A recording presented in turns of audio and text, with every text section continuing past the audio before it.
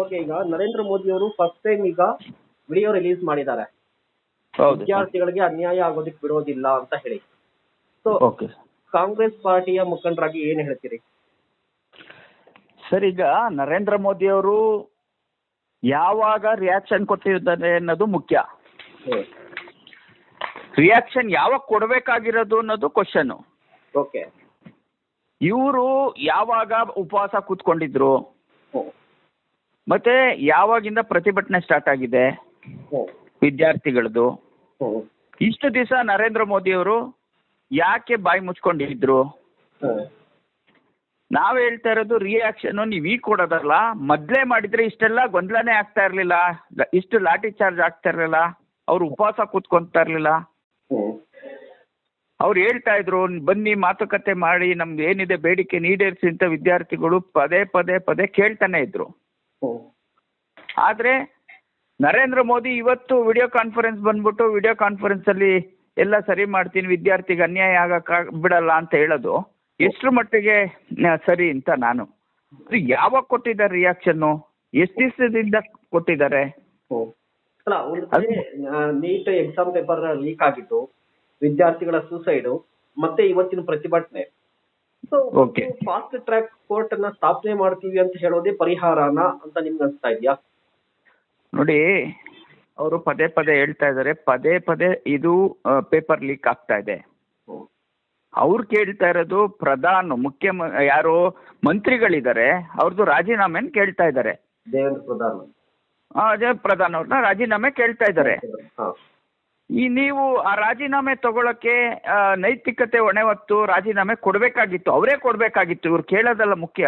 ಯಾವಾಗ ನೀಟ್ ಪರೀಕ್ಷೆ paper leak ಆಯ್ತು ಅವತ್ತೇ ಅವರು ಅದನ್ನ ಅವರೇ ಹೊಣೆ ಹೊತ್ತು ಅದನ್ನ ರಾಜೀನಾಮೆ ಕೊಡ್ಬೇಕಾಗಿತ್ತು. ಇವ್ರು ಕೇಳೋದೇ ಮುಖ್ಯ ಅಲ್ಲ. ಅವ್ರು ಕೊಡ್ಲಿಲ್ಲ.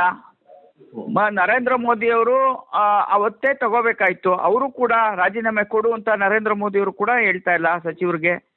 ಈ ತರ ಆದ್ರೆ ನಾವು ಪ್ರತಿಭಟಿಸ್ತಾ ಇದ್ರೆ, ವಿದ್ಯಾರ್ಥಿಗಳು ಪ್ರತಿಭಟಿಸ್ತಾ ಇದ್ರೆ ಬೇರೆ ಏನು ದಾರಿ ಇಲ್ದಲೇ ಇದ್ದಾಗ ಪ್ರತಿಭಟನೆಗೆ ಹೋಗಿದ್ದಾರೆ.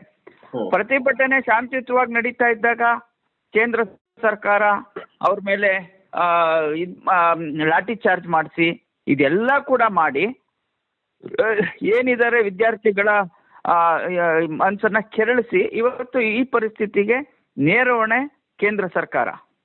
ಮತ್ತೆ ಈಗ ಪ್ರಶ್ನೆ ಪತ್ರಿಕೆ ಸೋರಿಕೆ ಹೊಸದಲ್ಲ ಅಂತ ಹೇಳ್ತಾರೆ, ಕಾಂಗ್ರೆಸ್ ಅವಧಿಯಲ್ಲೂ ಕೂಡ ಆಗಿದೆ.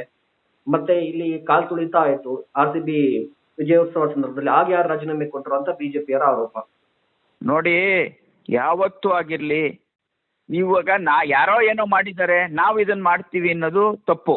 ಇವಾಗ ನಿಮ್ಗೆ ಕೇಂದ್ರ ಸರ್ಕಾರಕ್ಕೆ ಬಿಜೆಪಿಗೆ ಅಧಿಕಾರ ಕೊಟ್ಟು ಇವಾಗಲೇ 12 ವರ್ಷ ಆಗಿದೆ.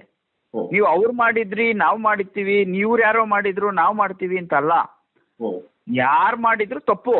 ಆದ್ರೆ ಇವಾಗಿನ ಪರಿಸ್ಥಿತಿನ ನೀವು ಮಾತಾಡ್ಬೇಕು. ಇವಾಗಿನ ಪರಿಸ್ಥಿತಿಗೆ ಏನು ಸಾಲ್ವೇಷನ್ ಮಾಡ್ಬೇಕು ಅದನ್ನ ಮಾಡ್ಬೇಕು.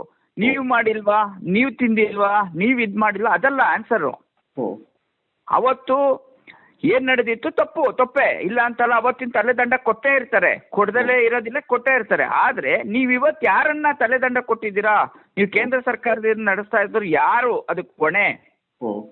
ನೇರ ಹೊಣೆ ಕೇಂದ್ರ ಸರ್ಕಾರ. ನೀವು ಅದು ಬಿಟ್ಬಿಟ್ಟು ನೀವೇನೋ ಮಾಡ್ತಿದ್ದೀರಿ ಅಂತ ಹೇಳೋದಲ್ಲ. ಇವತ್ತಿನ ದಿವಸ ತಾವು ನೋಡಿದ್ದೀರಾ, ಒಬ್ಬ ಯುವಕ ಹೇಳ್ತಾನೆ, ಇದೇ ಬೆಟ್ಟಿಂದ ನಾನು 3 ಸಲ ಬಿಜೆಪಿ ವೋಟ್ ಹಾಕಿದ್ದೆ ಕೇಂದ್ರ ಸರ್ಕಾರಕ್ಕೆ, ಆ ಬೆಟ್ನೆ ಇವತ್ತು ಮುರಿದಿದ್ದಾರೆ ಅಂತ ಹೇಳಿ ವಿಡಿಯೋ ಮಾಡ್ತಾರೆ ಮಕ್ಕಳು.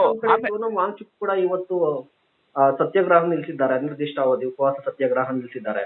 ಸೊ ಅಲ್ಟಿಮೇಟ್ ಆಗಿ ಈಗ ಬೇಕಾಗಿರುವಂತದ್ದು ಅದೇ ಅಲ್ವಾ ಅಂತ ಹೇಳ್ತಾ ಇದ್ದಾರೆ. ಸೊ ನೋಡಿ, ವಾಂಗ್ಚುಕ್ ಕೂಡ ಇವತ್ತು ಸತ್ಯಾಗ್ರಹ ನಿಲ್ಸಿದ್ದು, ಹೇಗ್ ನೋಡ್ತೀರಾ ಅದನ್ನ? ನೋಡಿ, ಇವರು ಇಷ್ಟೆಲ್ಲ ಪ್ರತಿಭಟನೆ ಮಾಡ್ತಿದ್ದ ತಕ್ಷಣ ಬಿಜೆಪಿ ಸರ್ಕಾರ ಇವತ್ತು ಕೇಂದ್ರ ಸರ್ಕಾರದಲ್ಲಿ ಏನಿದೆ ಇವರು ಎದುರಿದ್ದಾರೆ. 100% 100% ಭಾಗ ಎಲ್ಲಿ ಇಡೀ ಪ್ರಪಂಚದಲ್ಲಿ ಇದ್ರ ಬಗ್ಗೆ ಪ್ರತಿಭಟನೆ ಸ್ಟಾರ್ಟ್ ಆಗಿದೆ. ಇದು ಎಲ್ಲೆಲ್ಲಿ ಯಾವ ಮಟ್ಟಕ್ಕೆ ಇದು ಹೋಗುತ್ತೆ ಅಂತಂದ್ರೆ ಅದು ಹೇಳತ್ತಿರಕ. ಅದರಿಂದ ಇವ್ರು ಇವಾಗಂತೂ ಎದುರಿದ್ದಾರೆ. ಇವರು ಮುಂದಕ್ಕೆ ಏನ್ ಜರುಗಿಸ್ತಾರೆ? ಈಗ ನರೇಂದ್ರ ಮೋದಿ ಅವರು ಬಂದು ವಿಡಿಯೋ ಕಾನ್ಫರೆನ್ಸ್ ಮಾಡಿದ್ದಾರೆ, ಪ್ರಧಾನ್ ಅವರು ಇದು ನೆಕ್ಸ್ಟ್ ರಾಜೀನಾಮೆ ತಗೊಂತಾರೆ. 100% ಭಾಗ ಇದು ಈ ಪ್ರತಿಭಟನೆಯಿಂದ ಸಕ್ಸಸ್ ಅಂತೂ ಆಗತ್ತೆ, ನಿಲ್ಲೋದಿಲ್ಲ. ಇದು ಯಾರೆಲ್ಲ ಪ್ರತಿಭಟಿಸ್ತಾ ಇದಾರೆ ಅವರೆಲ್ಲ ಕೂಡ ಒಂದು ರೀತಿಯಾಗಿ ದೇಶದ್ರೋಹಿಗಳು ಅನ್ನುವಂತ ಮಾತು, ಇದಕ್ಕೇನು ಹೇಳ್ತೀರಿ? ನೋಡಿ, ಇವ್ರು ಯಾವಾಗೇ ಆಗಿರ್ಲಿ, ಅವತ್ತು ಜಂತರ್ ಮಂತರ್ಲಿ ಪಂಜಾಬ್ನ ಯಾರು ರೈತರು ಪ್ರತಿಭಟನೆ ಮಾಡಿದಾಗೂ ಕೂಡ ಅವ್ರನ್ನೂ ದೇಶದ್ರೋಹಿಗಳು ಅಂದ್ರು. ಅವ್ರಿಗೆ ಫಂಡ್ ಪಾಕಿಸ್ತಾನದಿಂದ ಬರುತ್ತೆ ಅಂದ್ರು, ಬೇರೆಯಿಂದ ಫಂಡ್ ಬರ್ತದೆ ಅಂತಂದ್ರು. ಅಲ್ಲಿರೋಂಥ ರೈತರು ಮಕ್ಕಳು ಇವತ್ತು ನಿಮಗೆ ಸೈನಿಕ ಇದರಲ್ಲಿದ್ರು, ಬಾರ್ಡರ್ ಕಾಯ್ತಾ ಇದ್ರು. ಅವ್ರು ಬಂದು ಪ್ರತಿಭಟನೆ ಮಾಡಿದ್ರು. ನಮ್ಮ ತಂದೆ ಬಾರ್ಡರ್ ಕಾಯ್ತಾ ಇದ್ದು, ಇದು ಹೆಂಗೆ ದೇಶದ್ರೋಹಿಗಳು ಅಂತ. ಇವರು BJPನಲ್ಲಿ ತಿಳ್ಕೊಂಬಿಡಿ, ಇವ್ರಿಗೆ ಯಾರು ಸಪೋರ್ಟ್ ಮಾಡಲ್ಲ, ಇವ್ರು ಹೇಳಿದ್ದೆಲ್ಲ ಸರಿ ಅನ್ನಲಿಲ್ಲ ಅಂದರೆ ಇವರು ನೀವು ಪಾಕಿಸ್ತಾನದವರು ಅಂತಾರೆ, ನೀವು ಚೈನಾದವರು ಅಂತಾರೆ, ಮತ್ತೆ ಎಲ್ಲವನ್ನೂ ಕೂಡ ಹೇಳ್ತಾರೆ, ನೀವು ಉಗ್ರಗಾಮಿಗಳು ಅಂತಾರೆ. ಈ ಥರದಲ್ಲಿ ಇವರು ಮಾತಾಡೋದು BJPಯವರು ಇವತ್ತು ಕೇಂದ್ರ ಸರ್ಕಾರ ಏನು ನಡೆಸ್ತಾ ಇದೆ. ಇವರು ಯಾರೇ ನೀವು ವಿರೋಧ ಮಾತಾಡಿದ್ರು ಕೂಡ ಅವ್ರಿಗೆ ಈ ಬಣ್ಣ ಅಂತೂ ಕಟ್ತಾರೆ. ಬೇರೆ ವಿದೇಶ ಹಣ ಬರ್ತಾ ಇದೆ, ನೀವು ಉಗ್ರಗಾಮಿಗಳು, ಇನ್ನೂ ಅನೇಕ ಏನಾನ ಅವ್ರ ಹತ್ರ ಏನೇನು ಇಡಿ ಇದು ಎಲ್ಲ ಇದೆ, ಎಲ್ಲವನ್ನೂ ಕೂಡ ಪ್ರಯೋಗ ಮಾಡ್ತಾರೆ.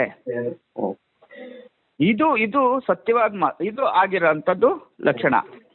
ಈ BJPಯವ್ರಿಗೆ ಬೇಕಾಗಿರೋಂಥದ್ದು ಅವರ ಬೇಡಿಕೆಯನ್ನ ಈಡೇರಿಸಬೇಕು, ರಾಜೀನಾಮೆ ಬೇಕು. ಇದು ಬೇಕಾಗಿರೋದು. ಇವತ್ತಿನ ದಿವಸ ಜನಗಳ ಮನಸ್ಸಲ್ಲಿ ಇವ್ರು ಮಾಡ್ತಾ ಇರೋಂಥದ್ದು ವಿದ್ಯಾರ್ಥಿಗಳಿಗೆ ನೋವಾಗಿದೆ. ಎರಡನೇದು, ಎಲ್ಲಾ ಧಾರ್ಮಿಕ ರಾಮ ಮಂದಿರದಲ್ಲಿ ಉಂಡಿ ಲೂಟಿ ಆಗಿದೆ. ಇವ್ರು ಅದಕ್ಕೂ ಕೂಡ ಯಾರ್ದು ಒಬ್ಬರದು ಸರಿಯಾದ ರಾಜೀನಾಮೆ ತಗೊಳ್ಳಿಲ್ಲ, ಶಿಕ್ಷೆ ಆಗ್ಲಿಲ್ಲ. ಈ ತರ ಒಂದೊಂದೇ ಆದಂತ ಧಾರ್ಮಿಕದ ಆಗಿರ್ಬೋದು ಮತ್ತೆ ವಿದ್ಯಾರ್ಥಿಗಳಾಗಿರ್ಬೋದು ಇವರು ಚೆಲ್ಲಾಟ ಆಡ್ತಾ ಇದ್ದಾರೆ ಕೇಂದ್ರ ಸರ್ಕಾರ. ಇದು ಒಳ್ಳೇದಲ್ಲ ಅಂತ ನಾವಂತ ಹೇಳೋದು. ಯಾರೇ ಆಗಿರ್ಲಿ ನೀವು ಅವ್ರಿಗೆ ಶಿಕ್ಷೆ ಆಗ್ಬೇಕು.